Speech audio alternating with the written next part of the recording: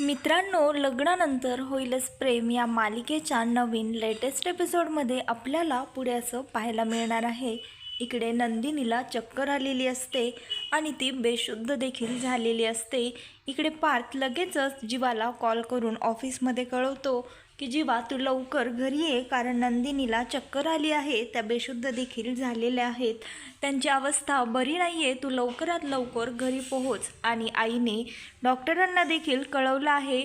Doctor देखील लवकरच घरी पोहोचत असतील. त्यावर जीवा विचारतो, अरे दादा, ती अशी कशी बेशुद्ध झाली? ती ठीक तर आहे ना? तिला नेमकं काय झालं आहे आणि आईने कोणत्या डॉक्टरांना बोलवलं आहे? त्यावर पार्थ सांगत असतो, आईने आपल्या घरच्या पर्सनल डॉक्टरांना, फॅमिली डॉक्टरांना बोलवलेलं आहे. डॉक्टर कुलकर्णी त्या देखील इतक्यात पोहोचतच असतील आणि तूही लवकर पोहोच असं त्या सांगत असतो. तेवढ्यातच जीवाला वाटत असतं, आता जर त्या डॉक्टर घरी पोहोचल्या आणि त्यांनी नंदिनीला चेक केलं तर त्यांना मिनिटातच कळेल की नंदिनी प्रेग्नेंट नाही आहे. आणि असं जर झालं तर मग जी स्वप्न आम्ही दोघांनी मिळून बाळांची पाहिली आहेत ती मात्र पूर्ण होणार नाहीत. घरच्यांना सर्व काय ते कळेल आणि मोठा अनर्थ घडेल असं जीवा स्वतःच्या मनाशीच म्हणत असतो. तेवढ्यातच तो लगेच आर्याकडे जातो आणि आर्याला लगेचच घरी घेऊन पोहोचतो. तेवढ्यात घरी इकडे कुलकर्णी डॉक्टर देखील आलेले असतात आणि त्या नंदिनीला चेक करतच असतात. एवढ्यातच तिथे आर्या आणि जीवा पोहोचतात. दोघांनाही कळत नसतं नेमकं आता काय करावं, कारण डॉक्टर नंदिनीजवळ बसून तिला चेकच करत असतात. तेवढ्यातच आर्या डॉक्टरांना थांबवते आणि त्यांना चेक करण्यापासनं अडवते. त्यावर ती म्हणत असते, डॉक्टर खरं तर थांबा, नंदिनी हे माझं पेशंट आहे, ही माझी केस आहे, मी तिला हँडल करते, चेक करते. त्यानंतर डॉक्टर कुलकर्णी तिथनं निघून जातात आणि आर्या नंदिनीला चेक करते. त्यावर ती म्हणत असते, नथिंग इज सिरियस. त्यावर जीवा म्हणतो, अगं मग ही डोळे का उघडत नाहीये? त्यावर आर्या म्हणत असते, अरे जीवा रिलॅक्स, तू एवढं घाबरू नकोस आणि एवढी काळजी करू नकोस, ती ठीक आहे, तिला काहीही झालेलं नाही आहे. कदाचित स्ट्रेसमुळे, टेन्शनमुळे तिला बेशुद्धती झाली असावी. घाबरण्याचं काही कारण नाही आहे. खरं तर तिला फक्त आरामाची गरज आहे. तू चल, तिला आराम करू देत. पण मानिनीला मात्र आर्याचं हे बोलणं जरा देखील पटलेलं नसतं. ती म्हणत असते, अगं आर्या, निदान तिला गोळ्या औषधं, निदान इंजेक्शन काहीतरी दे, बघ ना, ती आणखी बेशुद्धच आहे, ती शुद्धीवर कशी येईल, त्यासाठी तू काहीतरी कर. त्यावर आर्या म्हणते, तिला थोडा आराम करू देत, थोड्या वेळानं ती शुद्धीवर येईल. तेवढ्यातच जीवा आर्याला बाजूला सारतो आणि नंदिनीच्या जवळ बसतो. तिचा हात स्वतःच्या हातामध्ये घेऊन त्याला म्हणत असतो, मला माहीत आहे नंदिनी कशी शुद्धीवर येईल, मी तिला शुद्धीवर लगेच आणतो. त्यानंतर तो नंदिनीसाठी कविता करत असतो आणि कविता ऐकवत असतो. जी कविता त्याने नंदिनीला प्रपोज करताना केली होती तीच कविता जीवा नंदिनीला ऐकवत असतो. म्हणत असतो, तुझं प्रेम वेडं मला उशिराच कळतं थोडं, असं ती जुनी कविता तो पुन्हा एकदा तिला करून ऐकवत असतो. आणि नंदिनी डोळे उघड, काहीतरी माझ्याकडे बघ, काहीतरी रिस्पॉन्स कर, असं तिला म्हणत असतो आणि रडत असतो. पण इकडे आर्याला मात्र जीवाचा प्रचंड राग आलेला असतो. ती फार जलस फील करत असते आणि रागाने नंदिनीकडे बघत असते. तिला असं वाटत असतं, ह्या नंदिनीसाठी हा जीवा इतका का परेशान होत आहे, स्वतःला त्रास करून घेत आहे. जीवा नंदिनीसाठी जी कविता करत असतो ते आर्याला मात्र बिलकुलही आवडलेलं नसतं. ती फार वाईट नजरेने त्या दोघांकडे पाहत असते आणि मानिनी मात्र हे सर्व गोष्टी नोटीस करते. आर्याच्या चेहऱ्यावरचे हावभाव देखील आणि आता मानिनीच्या मनामध्ये पुन्हा एकदा शंका निर्माण होत असते. आणि इकडे मानिनी देखील नंदिनीला उठवण्याचा प्रयत्न करत असते, पण नंदिनी मात्र काही केल्या शुद्धीवर येत नसते आणि जीवा तिला म्हणत असतो, सॉरी नंदिनी, खरं तर मला माफ कर, मी तुझी काळजी घेतली नाही, माझ्यामुळे तुला फार स्ट्रेस झाला आहे, गेले कित्येक दिवस तू टेन्शनमध्ये आहेस, ह्यामध्ये सगळी माझीच चूक आहे, पण तू काळजी करू नको, आपल्या दोघांच्या नात्यामध्ये कोणी देखील येऊ शकत नाही.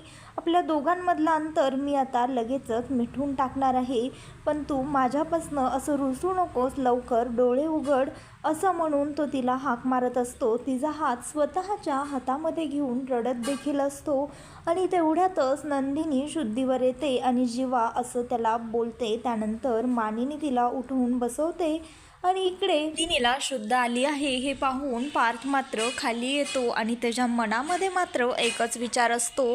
त्याला डॉक्टरांनी जे बोलले ते सर्व काही आठवत असतं आणि त्यावरूनच तो काव्याची काळजी करत असतो. कारण नंदिनीच्या डॉक्टरांनी, डॉक्टर कुलकर्णींनी त्यांना सांगितलेलं असतं नंदिनीला डिहायड्रेशनमुळे चक्कर आली आहे आणि धावपळीमुळे खरं तर ते प्रेग्नेंट आहेत आणि प्रेग्नेंट लेडीनी सतत पाणी प्यायला हवं. डिहायड्रेशनमुळे चक्कर आली आहे, पण गर्भावस्थामध्ये पाणी पिणं हे प्रेग्नेंट लेडीला फार गरजेचं असतं असं त्यांनी सांगितलेलं असतं. आणि आता पार्थला वाटत असतं खरं तर काव्याने क्लासमध्ये पाणी पिलं असेल ना, त्या देखील फार धावपळ करतात, अभ्यासामध्ये पाणी प्यायचं विसरून जातात. पार्थ तिची काळजी करत असतो आणि तेवढ्यातच काव्या येते. काव्या आली आहे हे पाहून पार्थ काव्याला म्हणत असतो, काव्या तुम्ही पाणी पिलत का?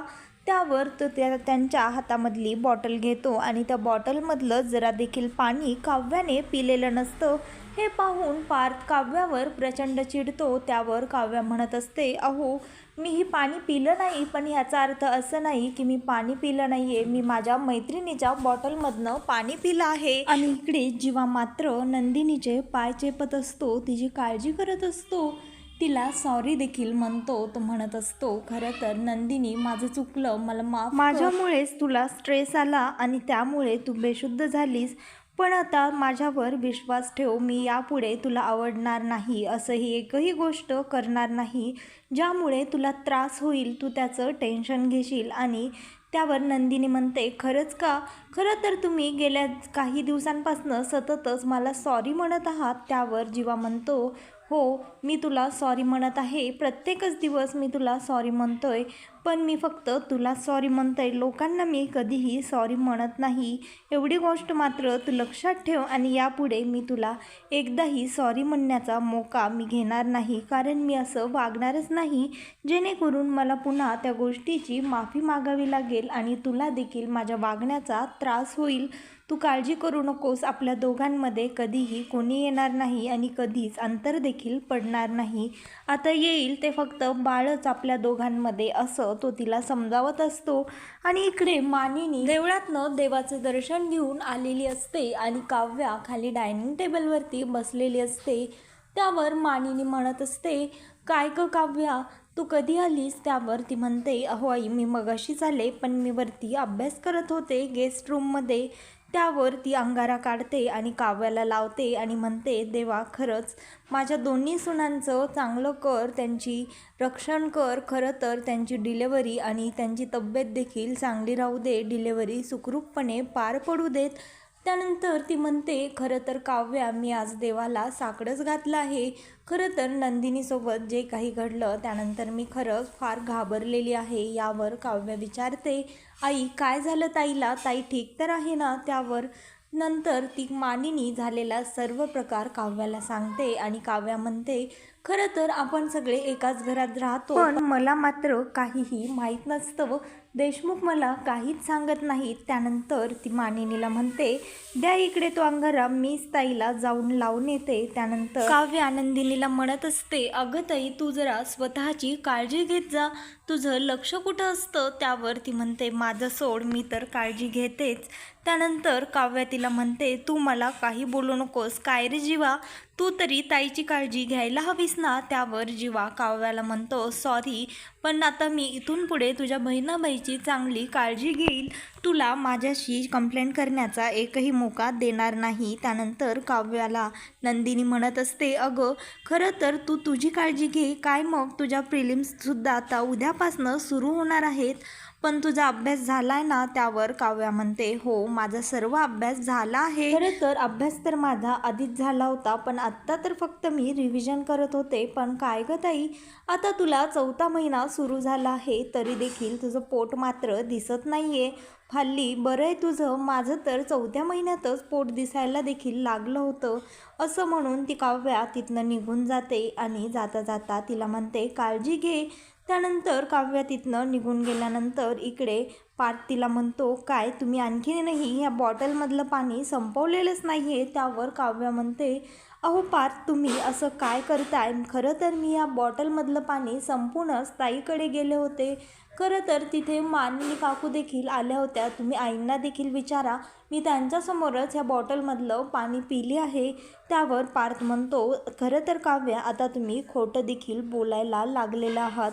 जर तुम्ही बॉटलमधलं पाणी पिलं होतं तर मग आता ह्या बॉटलमध्ये पाणी कसं आलं. त्यावर काव्या म्हणते खरं तर तुम्हाला असं वाटतं का की मी खोटं बोलेन आणि मी ह्या बॉटलमधलं पाणी पिलं होतं. मला नाही माहीत ह्या बॉटलमध्ये पुन्हा कसं पाणी आलं.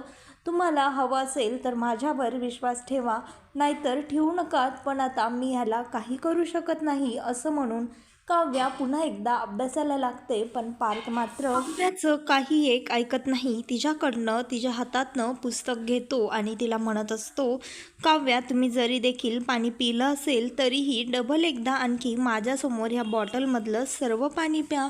काव्या त्याला विरोध करत असते, म्हणत असते मी आत्ता थोडा वेळापूर्वीच एवढी बॉटल भरून पाणी पिलं आहे आणि मी आता लगेचच एवढं पाणी नाही पिऊ शकत. तुम्ही माझं पुस्तक मला वापस द्या.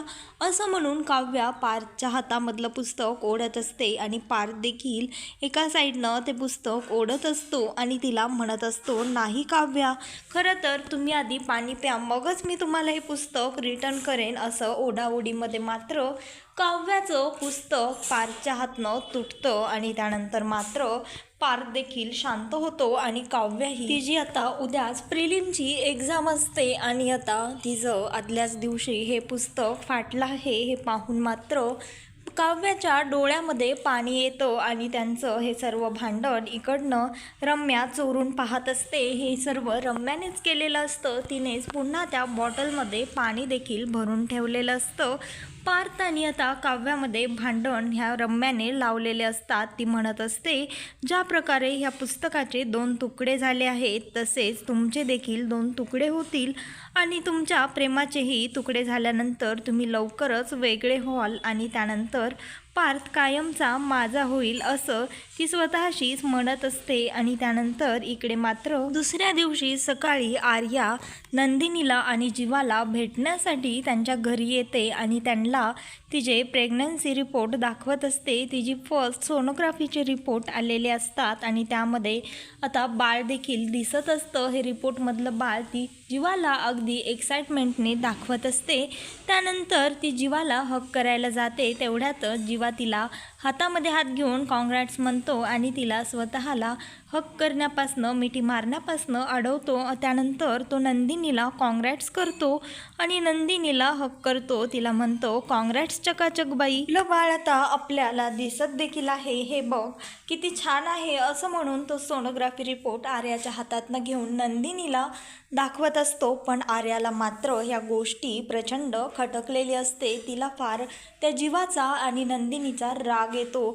तिला वाटत असतं नंदिनी जीवाला आर्यापासनं दूर करत आहे, असं आर्याला मनामध्ये गैरसमज झालेला असतो. पण जीवा कधीही आर्याच्या प्रेमामध्ये पडलेला नसतो. पण आता आर्याचं मात्र जीवापाड प्रेम जडलेलं असतं आणि आता ती जीवाला स्वतःचा प्रियकरच मानत असते. तर मित्रांनो, लग्नानंतर होईलच प्रेम या मालिकेच्या नवीन भागामध्ये काय होणार आहे हे पाहण्यासाठी आता चॅनलला लाईक, शेअर आणि सबस्क्राईब मात्र नक्की करा. व्हिडिओ आवडलेला असल्यास व्हिडिओला कमेंट देखील करा.